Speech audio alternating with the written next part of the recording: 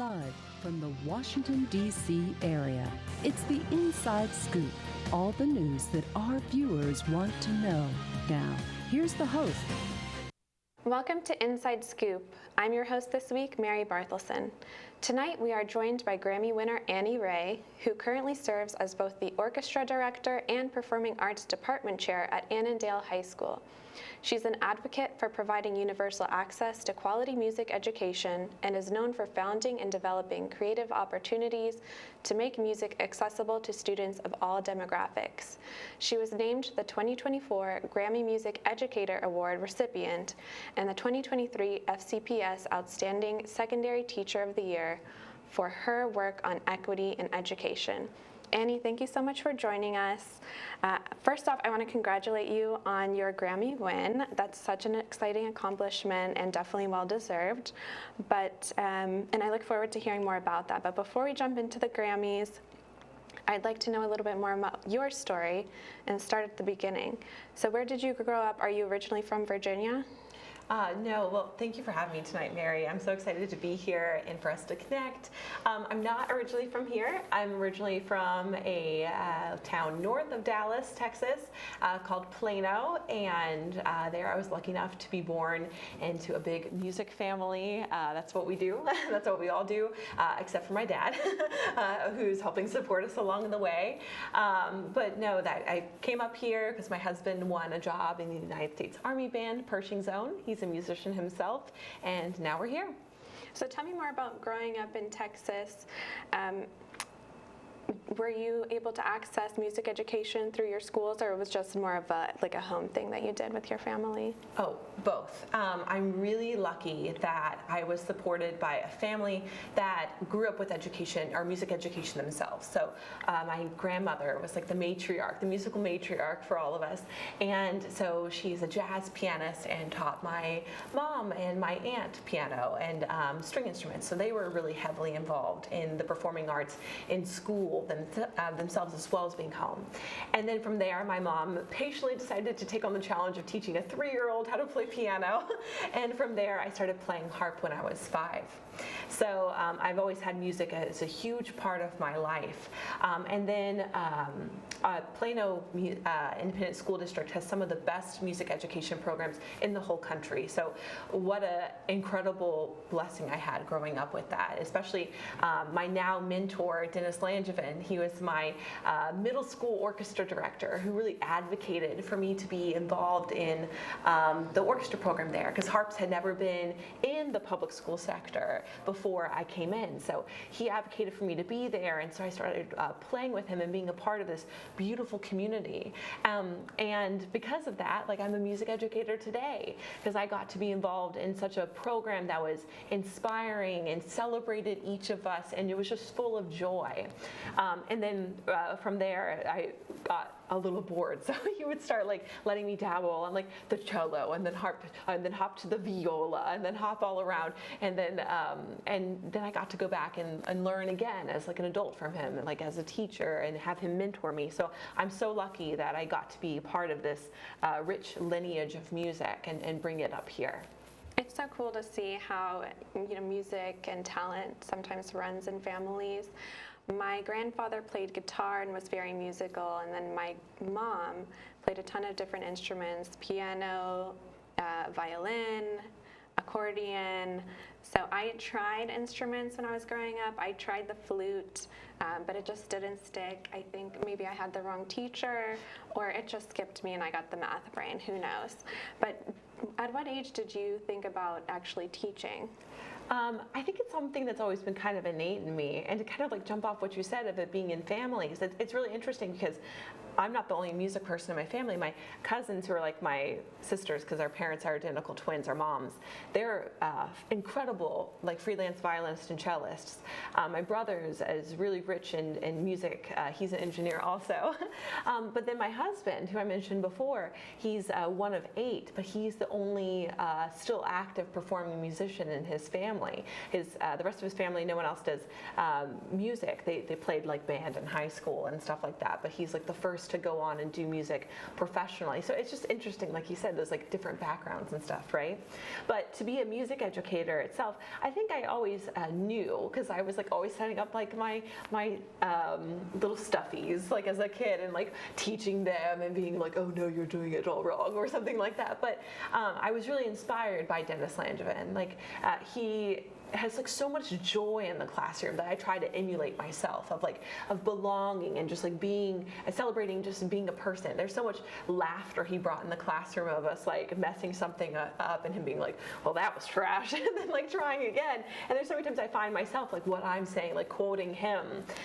So he really inspired me. But then like I had excellent educators that were there with me throughout the entire journey. So in Texas, it goes from middle school and then you go on to high school, where it's just 9th and 10th grade in this school district. And so I had Andrew Goins and Megan Goman, who were my directors. And Megan Goman was a harpist who also was a string educator, an orchestra director. Like, you can do this. You can teach strings as a harpist, playing violin, viola, cello, bass. And then I got to study with Betsy Thomas, who's just like this incredible, powerful female music educator who like is fearless on the podium. So to learn from those people, I knew without a doubt, like I wanted to be like a music educator. So I went and got a harp performance degree and a music education degree because of those people who lifted me up.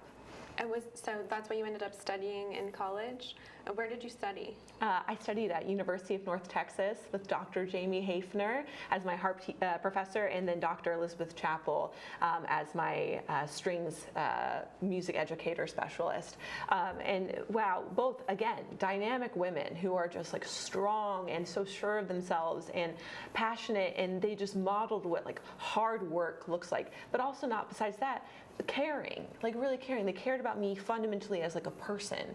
And there's so many people out there who like students who are gonna go and study maybe engineering or something else, or like hospitality or things like that. Like, continue the music in your life, because there's nothing like going into a college experience and when you would sit in like a sea of like 100 other freshmen in like a history course or something like that. You can return to your music studio every time of like-minded people who there's maybe like 10 of you, and those close bonds you create of being like, well, my lesson was horrible today, or like that close community of just going and like having board game night or like going out or doing all these different things, to have that built-in community that just nothing like music brings together. So was there a particular thing that drew you to music, do you think? Was it like an innate desire to create?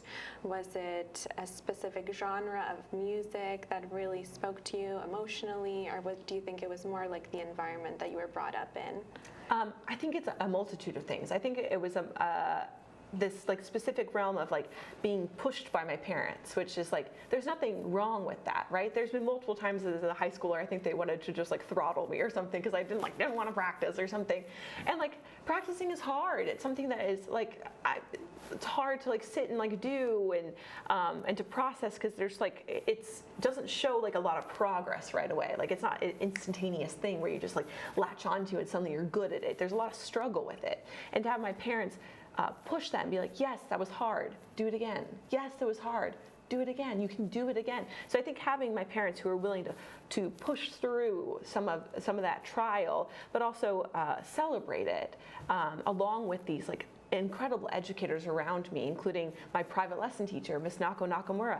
Again, a strong, incredible woman who came over a lot of adversity, who modeled that for me. To have all these mentors in my life, like, I think it was a perfect mixture of right time, right people, right environment.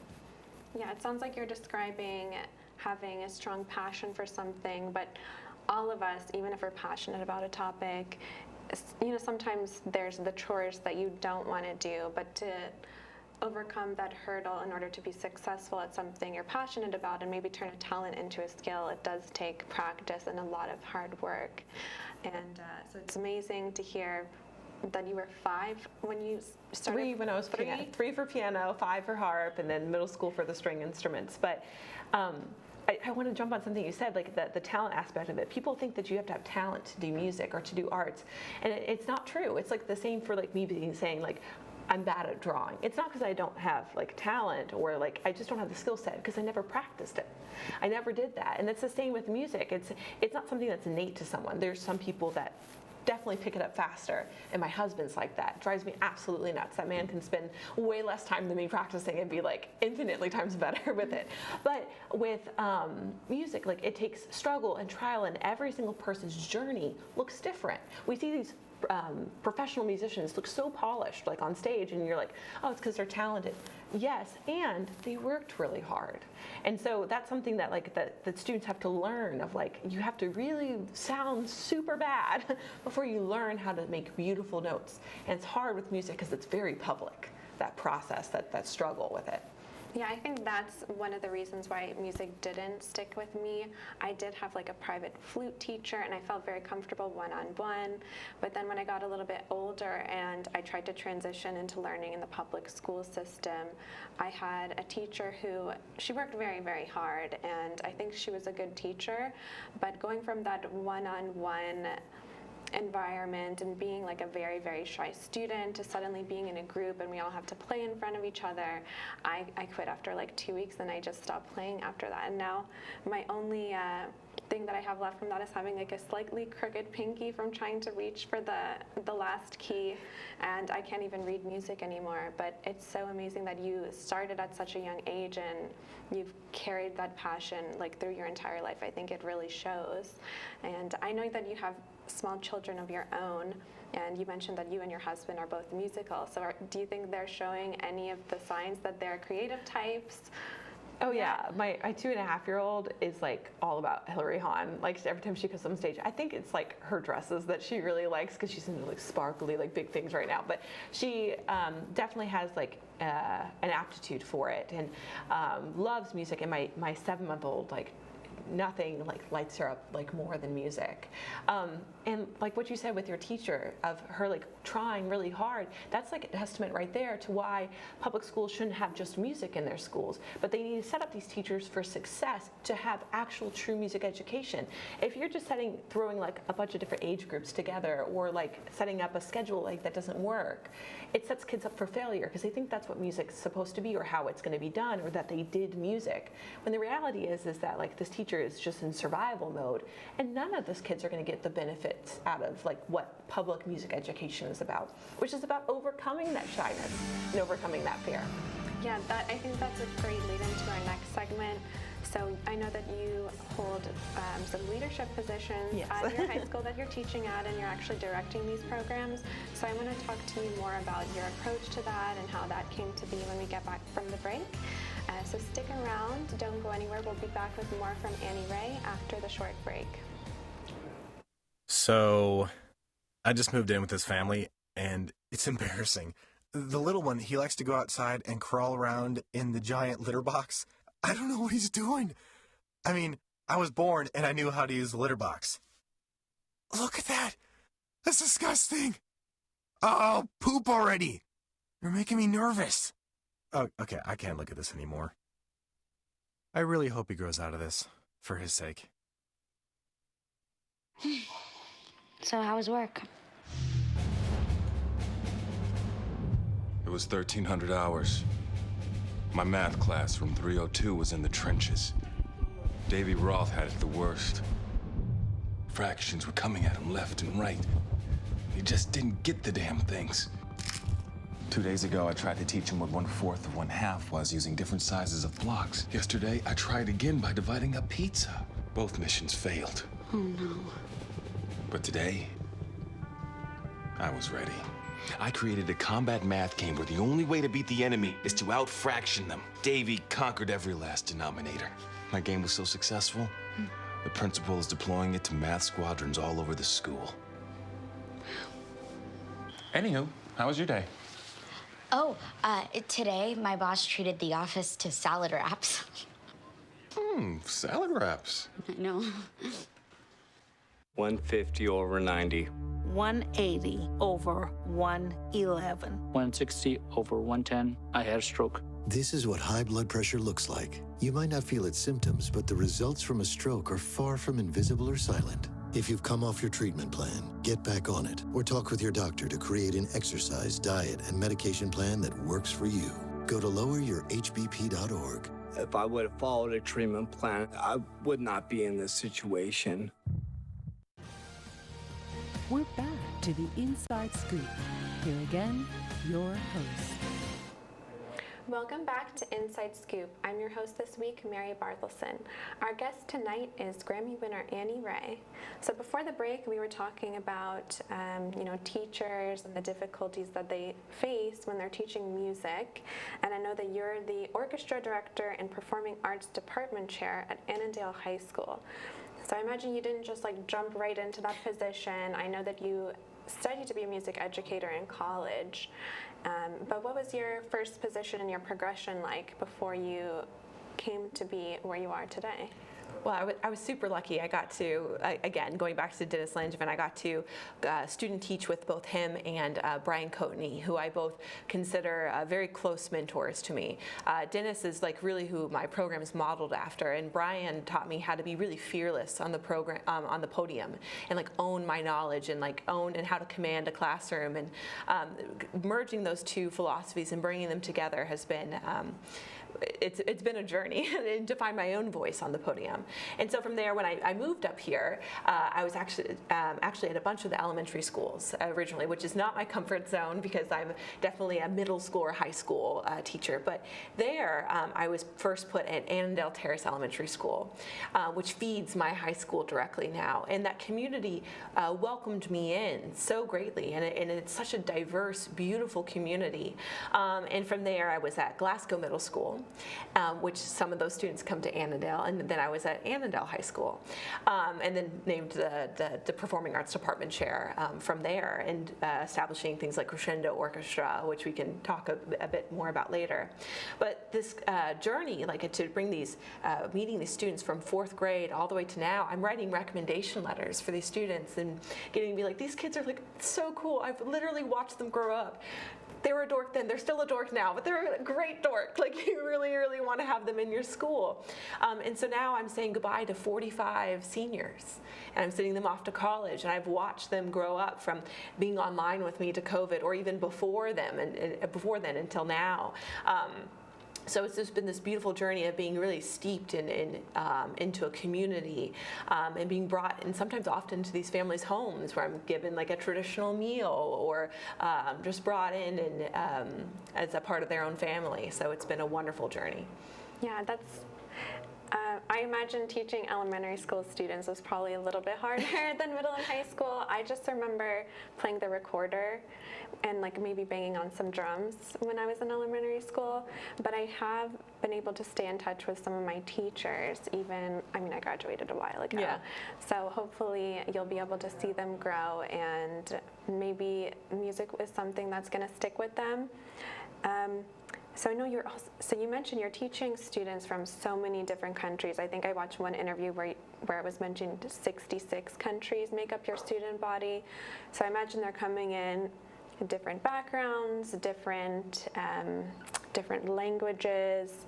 Maybe orchestra is not something that their families are familiar with. So what has been the greatest challenge and the greatest reward from teaching students from so many different countries? Yeah, that's a great question. There's 59 actually languages spoken at our school. It's this beautiful, diverse community that brings different backgrounds, you said, and different perspectives. And the thing that's hard there is a lot of these countries outside of the walls of Annandale might not like each other. There's a lot going on in the world right now, and that could be very easily reflected in these students, and it's not. And that's the beautiful thing about Annandale. These different perspectives come together, and there's kind of a talk and an understanding. And in the orchestra room, it's been this beautiful place where that's kind of all stripped away, right? You hear that music is the universal language, but it's actually the act of making music that is its universal language. It's something that we all can do. It's very innate in all of us. So if you were to go to India, for example, their music doesn't sound like ours. It has a different tonal scale. It has an extra note in there, or a different tuning system that's not comfortable to our ears.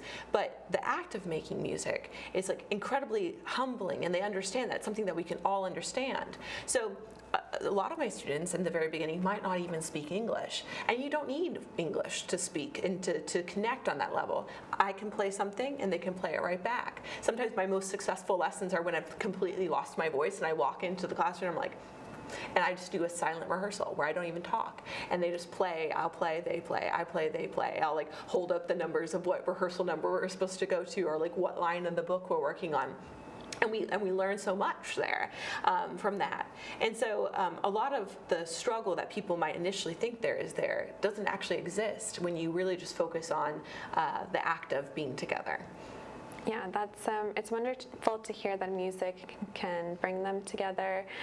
I was lucky enough to grow up in Fairfax County Public Schools, and so we did even then have students from so many different countries, and so we got to have a lot of shared experiences, and I think it helped us create a shared identity as Americans, so that maybe some of the conflicts or animosity, it dissipates over time. It doesn't really stand up to contact between people. And so it's wonderful that music, in this case, has been a vessel for bringing all of them together. What kind of music pieces are you teaching your students now? Oh, anything. Like anything that happens. So like last year, I try to have a guest artist every year, what I call my artist in residence, because despite everything that I can bring to the table, there's so many people out there that can bring so much more. So last year we had a Grammy-nominated artist, Chris Bacon, which if you don't know who he is, you look him up. He's incredible. And he is from the area, but he's really good at bending genres and pairing hip-hop. He's a progressive hip-hop artist, and with freestyle beatboxing, along with different cultures of music. And he is like such an inspiration to me as like he has this fundamental connection with people that he has, this innate ability to meet people where they're at. And he taught my students improv, and watching my shyest students come out in their shell and be like, oh, I just made up a song, and it might have had a couple funky notes, but like nothing happened. And it's freeing at that moment, because what is the worst thing that can happen if you make a wrong note? And that's an environment I try to create in the classroom of where students do feel comfortable, those shared experiences like you mentioned, right?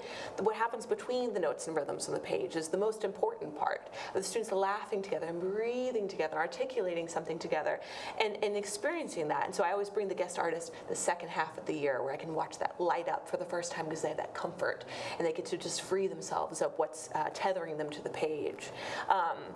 So that's really what I try to like focus on with those kids. And it doesn't really matter. It just kind of like ranges with what I'm going to be teaching them.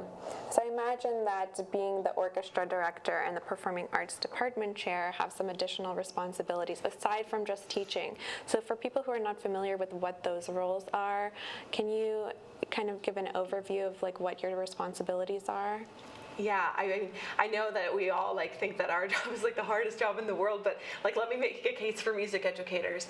There was a survey that went out last year about the amount of hours that music teachers work outside of the school year, and I can't remember what it was, but it's like exponential. Like the average music teacher is having to put at least I think it's something like at least like 10 hours outside of the school day each week to make the job sustainable, just because of how much there is. Because it's not just music planning, then in the lesson planning, you also then have to plan events, you have to plan concerts, you have to do your grading, you have to come up with your different like playing tests, and you're also doing this all by yourself. So you're a singleton. So every other subject has a team that they're working with, but everything that's happening in your program is you. You're doing instrument maintenance, you're doing instrument inventory, you're doing music inventory, you're doing a plethora of things that people have no idea is happening.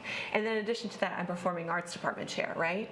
And to me, there's nothing is stronger in a school than a performing arts team working together. There's always this like stigma of like band hating orchestra or orchestra hating band, and it's not like that at Annandale. I really strive for us to be united and at a united front on everything. We go on all of our spring trip together. So we just got back from New York City with all the kids, and instead of being an orchestra trip, we all went.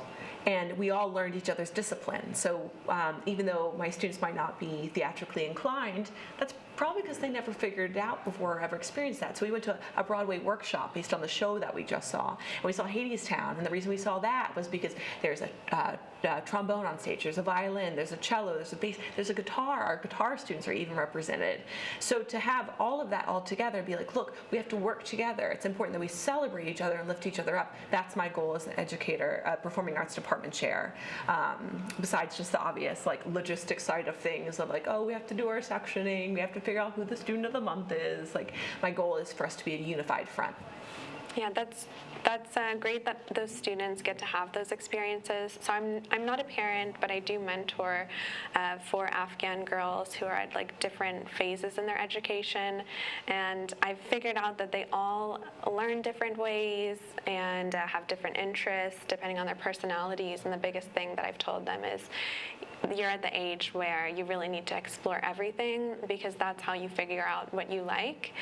So it's great that the students at the school have opportunities not just to learn their own skill, but also to see what everyone else is learning. And I know that you've also started Crescendo Orchestra. We're going to go to break in a couple of minutes, but can you give an overview of what the mission of Crescendo Orchestra is and how that came to be? Yeah, Crescendo Orchestra is one of the greatest honors of my life to get to experience and be a part of. It's my orchestra for students with significant and severe disabilities. And I have to say, I'm not the only person out here who's doing this. And the media has really highlighted this as the reason that I won the Grammy, when it's actually just a small part of it. There's a bigger thing of meeting everybody where they're at, and what that looks like, and creating community, and myself as an instructional practitioner. But I'm so excited that Crescendo is being honored, so more people can put this into their programs. There's an organization called Interplay out there who has this for like adults who with significant severe disabilities, that's local and has been doing this for a long time, and I encourage people to go to their concerts and check that out. But Crescendo Orchestra started out as kind of back in 2018. There was 2 twin boys with disabilities who were put into my general education, my general music string class, and I felt like I was failing them because they didn't seem happy to be there. And then I pulled them aside one day and I worked with them one-on-one. I was like, oh my gosh, they actually know everything that I'm doing. They're just processing differently because it's too overstimulating here. It's just too much, and it spun off into this bigger thing, which I know we can talk about later. But to get to learn from these students, and it really simplifies like what music is actually about. It's so easy to get caught up when we're like classically trained like I was, and like, no, we have to do things this way, this is what music education looks like, this is what we're doing. But to work with them, it's freeing because there's no expectations. And it's this beautiful thing of like creating a note and like breathing together and like starting and stopping the song exactly together, and the celebration of that. I'm like, this is why music is so important, and they teach us like what the music is actually all about. So that's what Crescendo's mission is and what it's taught me for the rest of my students. As someone who has relatives that have disabilities, I really appreciate everyone who wants to include them and make sure that they have the best educational opportunities. So I definitely want to talk more about that when we get back from the break. Stick around, we'll be back with more from Annie Ray after the break. Every day across America, excess food is gathered by a network of good people at local food banks, giving hope to millions of children who struggle with hunger. They've earned their wings, and you can too. Together, we can solve child hunger. Support Feeding America and your local food bank at feedingamerica.org. Hi, I'm Josh Temple. You might have seen me on TV where I help folks turn their houses into dream homes. But forget construction. Parenting is the toughest job there is. So when you need help or advice, turn to the parenting experts at Boys Town.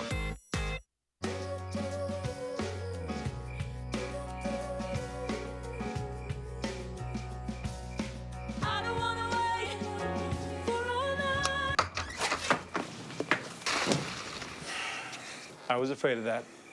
Well, guess it's time to get you fixed. Your pets will start fooling around sooner than you think. Go on, get out of here! Accidental litters lead to millions killed in shelters each year. Help prevent more. Fix at month 4.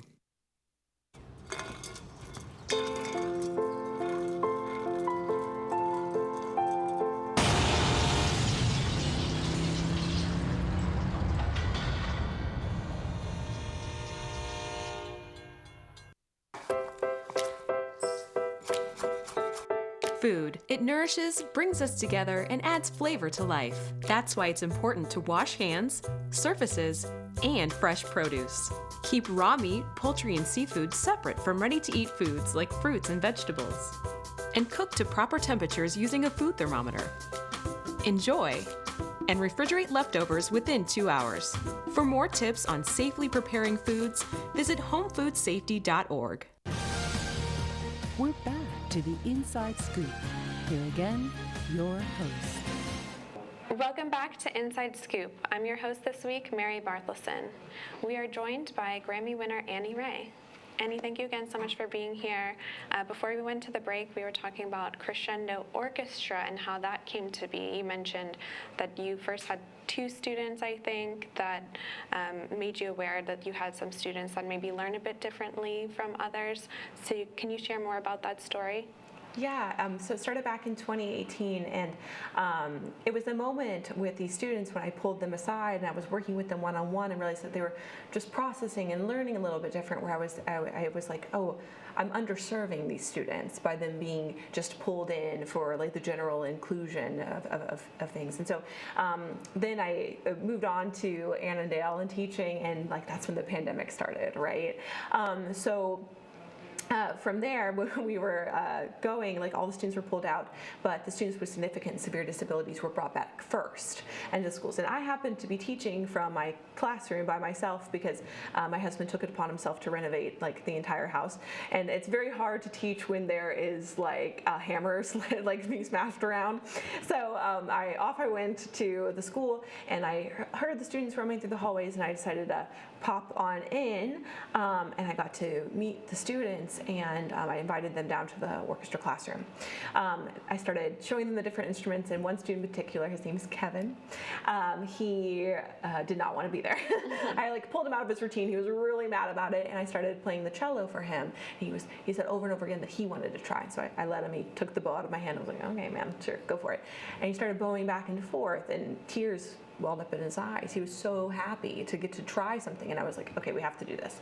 So they started coming down during my planning period during COVID, like all the time, and all the while when I would have a planning time that did not line up with their availability, I would go and I would watch their orchestra, or not their orchestra class, their normal, usual classes. And I worked with those teachers, and I with the slides that they had, and modified their lessons along with general education, general music curriculum. My mom's a general music teacher, and I called the general music teacher I worked with at Annandale Terrace Elementary School, Essa Linton. She's amazing, and also a incredible winner of the Teacher of the Year award for Fairfax County Public Schools. And she and my mom, we came together with kind of like a scope and sequence, and we started just experimenting with it, and it worked. And it was this beautiful thing of connecting, like just connecting as humans. And so I marched my little butt down to the principal's office when we were creating my schedule for the next year. I said, I want this to be its own class. Like I want it to be its own class, just the way that I don't have my beginner orchestra students mixed with my most advanced orchestra students. Like I want this to be its own class where I can tailor the curriculum to each student and give them not just community of like being in the orchestra classroom, but they have the right to actually learn music. They have the right to learn that and to be that and experience that. And so it's turned into this beautiful thing where every year there's a different group of students in me, so I rewrite the curriculum every single year. And I recognize I'm so lucky that I'm at a school who respects that and celebrates that, because most administration would probably not do that. And that's thanks to my principal, Sean DeRose, for believing in that and finding the funding and being creative with that. But if there's a teacher out here watching who wants to start their own program and they don't have the schedule availability, or they don't have an administration that is as supportive, great organizations like United Sound or Giving Back are great stepping stools into this world of inclusion in music education. They're more Best Buddies style, or Special Olympics style, where you have them paired up with a gen ed peer. But it's a great opportunity to open the doors, and it's amazing what it can do for your program. Yeah, that's so wonderful that your administration was supportive of your idea. I mentioned already that I have family members who have disabilities, and one of them is a student at FCPS, and he loves art. And I do think he can learn anything, but it can be harder when they're in the bigger classes. They get overstimulated, and each student that has a disability is slightly different in the way they learn. So I think it's very individual. So I'm curious if you teach students that have more like intellectual disabilities or physical disabilities, or if it's a mix. It's a whole range. And that's why I'm so lucky I get to work with the best instructional assistants who have so much knowledge in the special education team, who are some of the most incredible educators who care so deeply. And oh my gosh, they need more funding, they need more support to make what they do sustainable. But I also get to work with this fleet of occupational therapists who come in and they're like, oh, they're excited about this, so let's try this idea. And that's one of the beautiful things about Crescendo, is we're freed from perfection. If we try something and we fail, it's okay. We try again. And for people who are afraid to implement things like Crescendo Orchestra into their schools, free yourself of that idea of what's right. Just work with the team that you have and make it your own, an individual. And I know that you said it was my idea, but it's not. It's the special education teams. It's this group of people who made this idea, made this possible. But there's so many educators before me who have not necessarily been highlighted as much, who have done this before. And that's the greatest thing about music education, is we as educators see that. As we as music educators see the individual student and celebrate that, lift up. There's a school here who has a student who's deaf, who is on the drum line in their high school. We have students who have been included in marching bands and in orchestras for years, and I'm so honored that I get to represent all of these educators who are doing this incredible work. How many students did you have your first pilot year? Oh, it ranges. It came and went because of just the nature of like COVID. So I can't say that for sure. But right now we have, I believe, seven or eight. Kind of like fluctuates depending on those support needs, as you said. But I've had a really core group of students. And Kevin, who I mentioned earlier, he actually graduated, but he comes back now as my instructional assistant, helps me teach the class because this is his thing. We found his thing, and he comes back. He's always so excited. He has his badge. He comes in. He sets up everything, and it kind of ranges like with how the day goes and stuff like that, but he sets the temperature in the room for those students. He sets the enthusiasm and the can-do attitude. And so we have all sorts of different students. We have those with physical disabilities, we have those with intellectual disabilities, but it's all about just the joy of making music together, and what that looks like changes every year. That's wonderful. I know that you also started, you didn't just stop at the students. You decided you're going to do another project, and you're going to teach the parents. So can you talk about what that is and how that came to be as well? Yeah, it's called Parent Orchestra. And I know it says Parent Orchestra, but I should rename it Caregiver Orchestra because there's so many people. But the idea originally comes from my mentor, Brian Coveney. And so when I was with him, he would have all these parents who were so enthusiastic who would come and show up and play and learn. And it was so fun. It was so fun. It was a great way to teach, and there wasn't classroom management issues. And so we started that in 2018 also. Dr. Michelle Keenan helped me start that.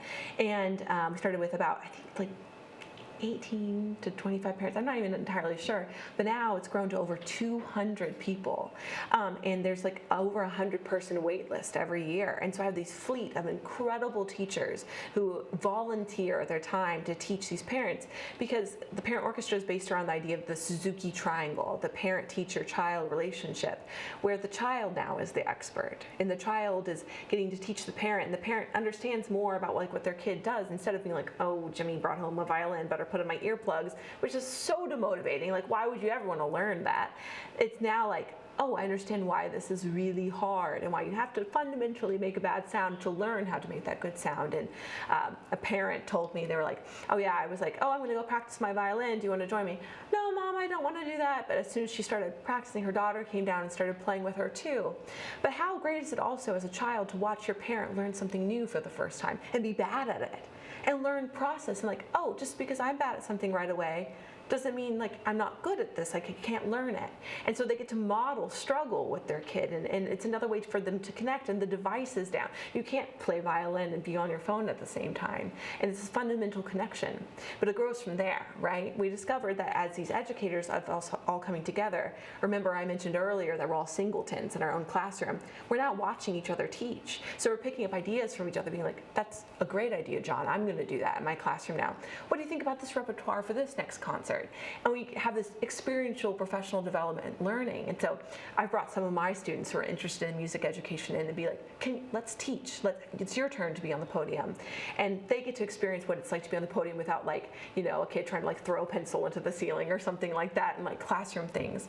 And so it's become this like really beautiful community. And these parents have said to me over and over again, this is the one thing I do for myself. This is the one thing I do for myself out of the week. And these parents are all our bass players apparently all go out for drinks and dinner after every rehearsal that we have.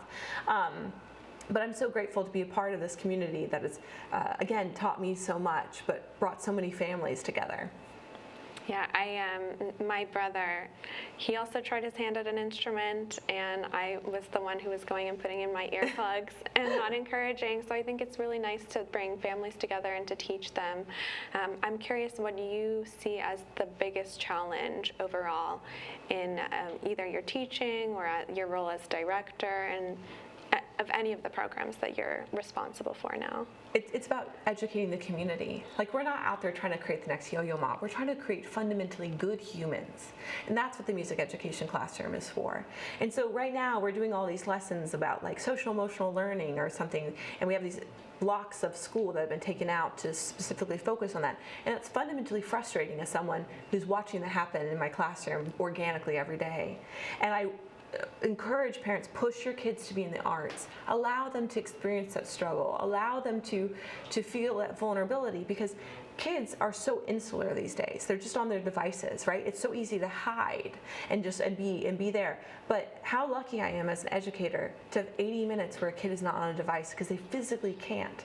And these kids who are shy, I've watched like come out of their shell, because instead of having like this math problem necessarily that they're struggling with, which is very inward, they have to do things like so outward. And I'm watching kids celebrate each other and push each other. There's so many times I'll have the kids do like independent sectionals, like I'll have the section to go together. And hearing my kids be like, no, try again. It's okay, like it doesn't matter if you make a mistake, I'll play with you.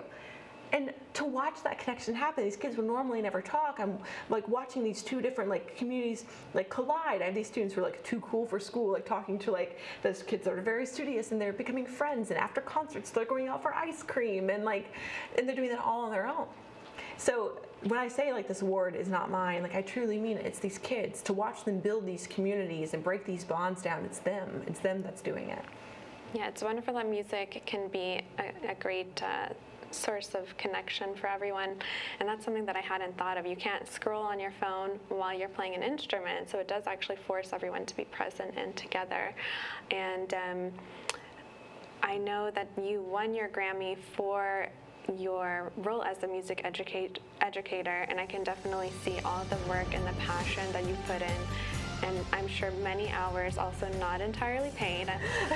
So definitely well-deserved, and I'm really excited to talk about what your experience of the Grammys was like after we get back from the break. So stick around, don't go anywhere. We will be back with more from Grammy winner Annie Ray.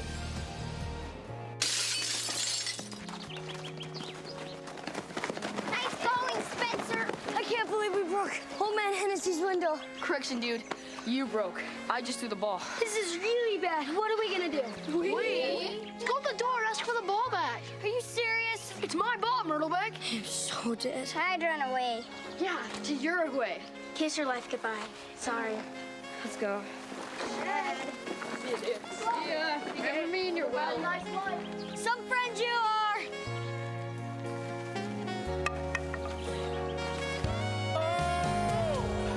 Keep smiling, keep shining. Hi. Tell him it was an accident. And we can fix the window. Come on. I'll come with you. Loyalty. Pass it on. You go first.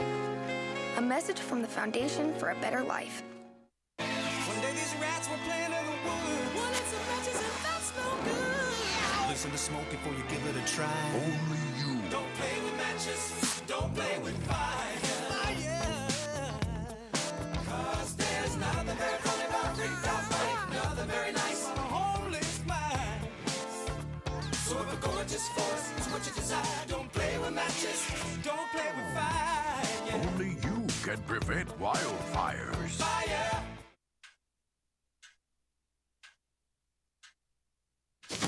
Awkward. I'm the awkward silence.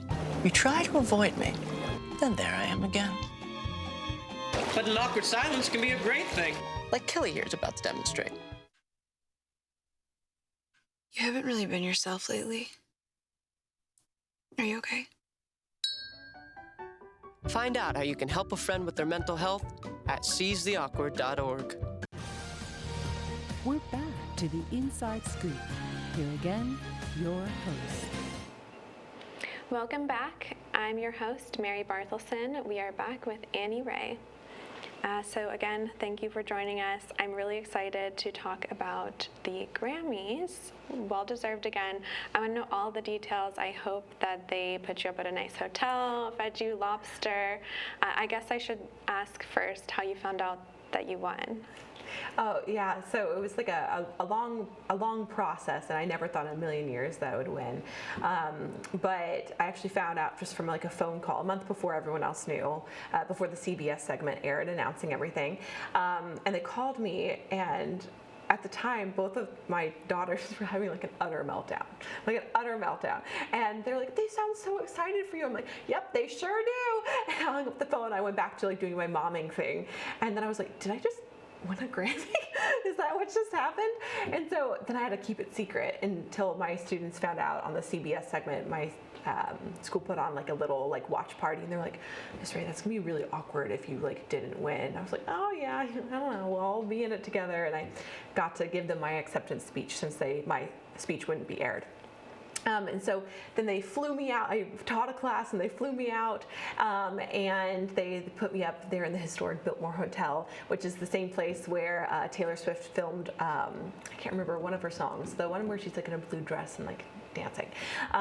But that's where she filmed that, and so to see that was really cool. And I got to go to like a bunch of different events, from going to like the Bon Jovi Music Cares Award. I got to see Bon Jovi perform live, and I'm going down like the media line, and Bon Jovi's the person ahead of me, and it's just wild too.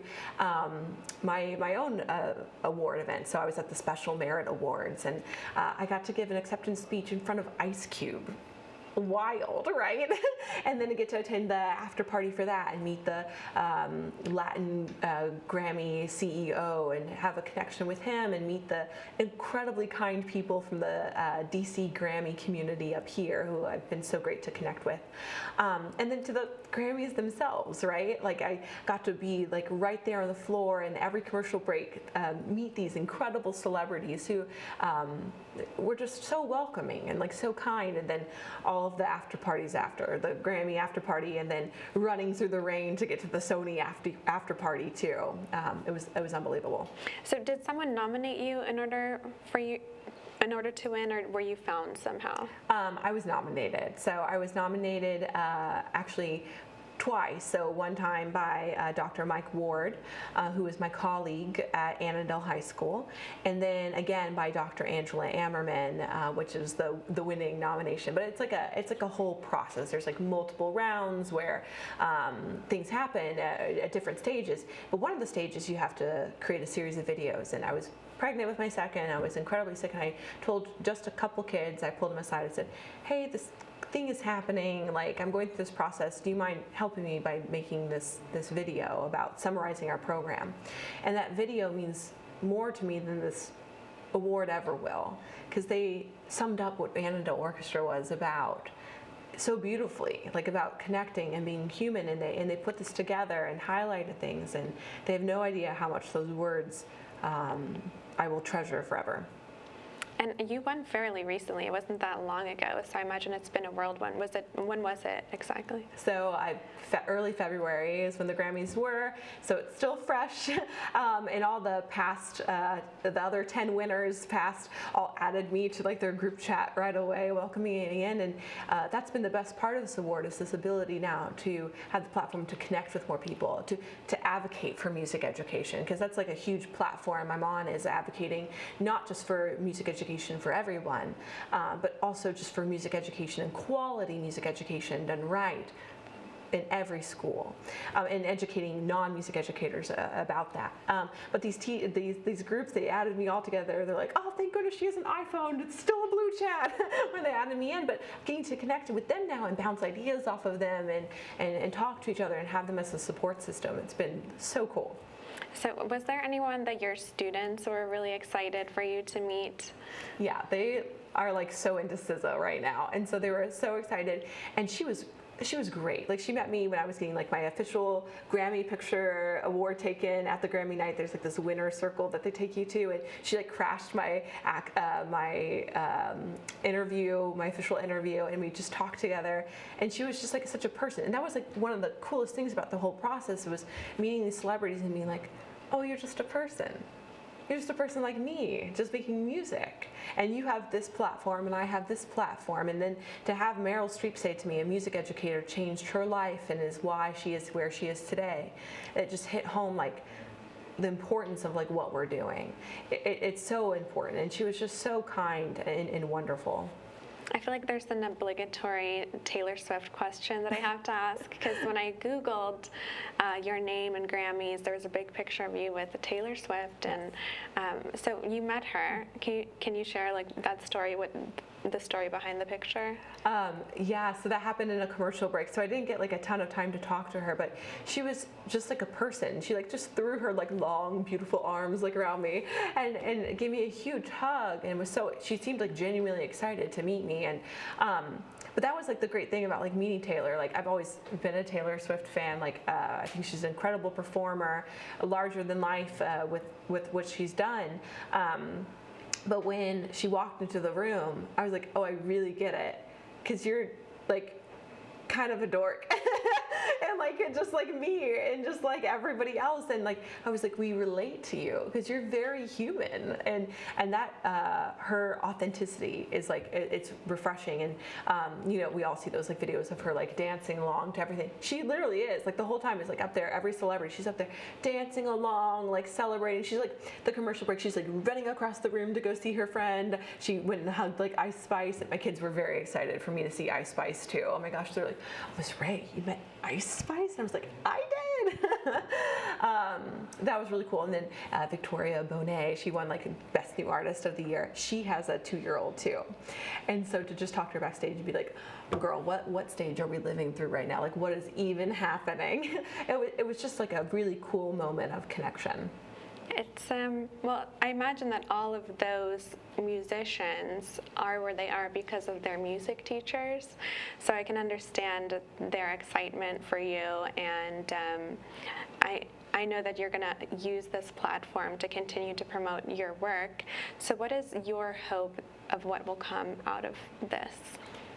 It's something I've been contemplating, and I'm still contemplating, so I don't have like a full answer for it, but I really want to highlight the story of Annandale and about like why administrators should make to pay attention, but also like music education should be treated equally as a core subject, and not just music education, but performing arts or like art in general. Like, Annandale's really cool, like you mentioned before, your family member being great at art. We have an art program that is specifically for students with significant severe disabilities. We also have an adaptive theater program that's launching next year.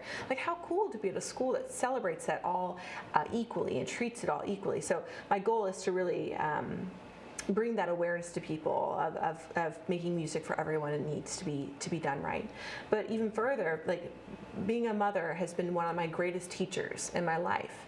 And the unfortunate reality is that music educators and teachers in general are burning out very quickly because of how intense our jobs are and how much it takes.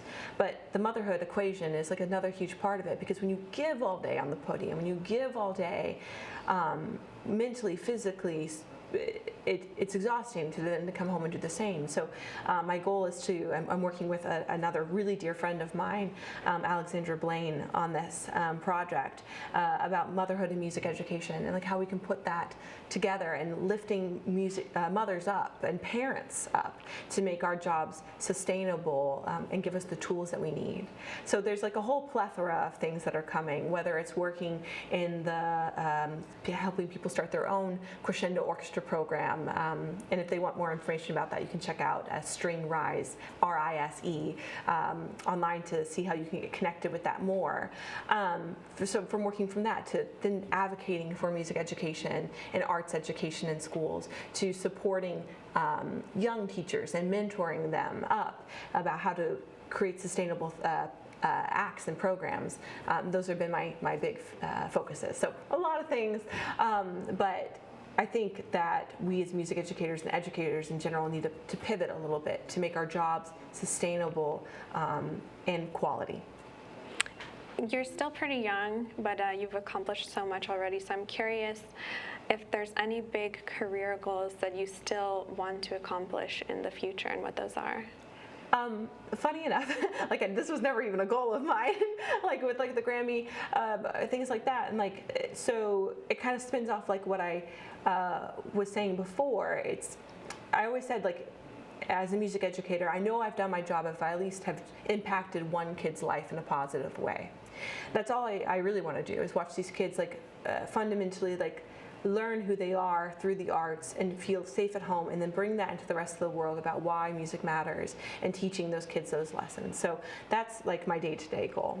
But larger is working with those emerging teachers of the best practices, encouraging teachers now, like, never stop learning. Like, go and watch a math teacher teach, go watch an English teacher teach. Go watch your choir teacher teach. We have so much to learn from each other if we go and push ourselves out there. So the next career goals are just kind of continuing the path and just seeing kind of where it leads me, just connecting with more and more people and advocating for what we do.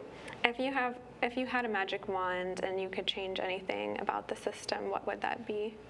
Make music education a core subject. A core subject. I think that that's definitely something that the students deserve, and I'd love to see that. How can our audience get involved if this is something that they would like to be involved in or support your work? Maybe someone who doesn't have kids and still they want to help out. Well, it's really about supporting like the individual teachers. Teachers really don't get celebrated until like you have teacher work week or a teacher appreciation week, right? And teachers only really get feedback usually when it's negative. So take a moment and just write a letter to your child's music teacher's principal and be like, hey, my kid loves music, and I just wanted to let you know that this is important, that my kid is getting X, Y, and Z thing out through the day. Don't wait for there to be like a call to action to like flood the school board with letters or whatever about something. Do it preemptively. Just say like, send a nice thing. And for Teacher Appreciation Week and things like that, tell your child student like that's what you did. We don't need another like #1 world's best teacher or whatever mug. We need validation like through those words and things like that. So that's a great way that you can support it and give our jobs legitimacy. Yeah, I think teachers after COVID really deserve a lot of positivity and positive messages. So thank you so much for being here and sharing your story. Congratulations again on your win. I'm so happy for you. And to our audience, please join us next week on Inside Scoop.